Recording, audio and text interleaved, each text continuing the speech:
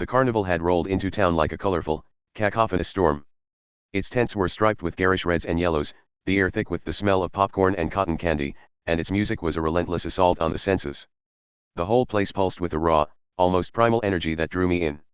I found myself wandering from booth to booth, mesmerized by the spectacle. I watched as people tried their luck at games of chance, their faces contorted with determination or despair.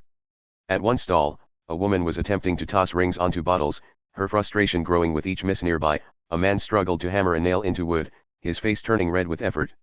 The prizes were enticing, oversized stuffed animals and cheap plastic toys that seemed designed to bring joy for an afternoon before breaking apart.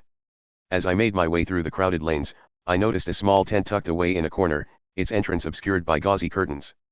Drawn by some invisible force, I parted the fabric and stepped inside. The air was heavy with incense, and dim light flickered from oil lamps scattered around the room.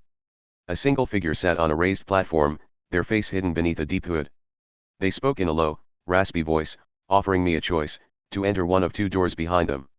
One door led to eternal happiness, they said, while the other held untold riches. It was a classic dilemma, love or money. But something about this mysterious figure and their offer felt different, more urgent. I hesitated, caught between the allure of both options. The hooded figure seemed to sense my struggle, and chuckled softly. Time is fleeting, they said, but your choice will last forever. Their words struck a chord within me, and I knew I had to make a decision. Without conscious thought, I found myself reaching for the door on the left.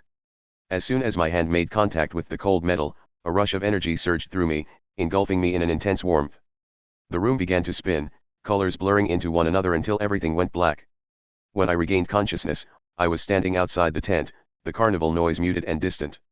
I looked down at my hands, expecting them to be empty, but instead, they were filled with a warm, soft light. As I gazed upon it, I realized that this light held within it the essence of both happiness and riches, an impossible combination that defied logic yet felt undeniably real.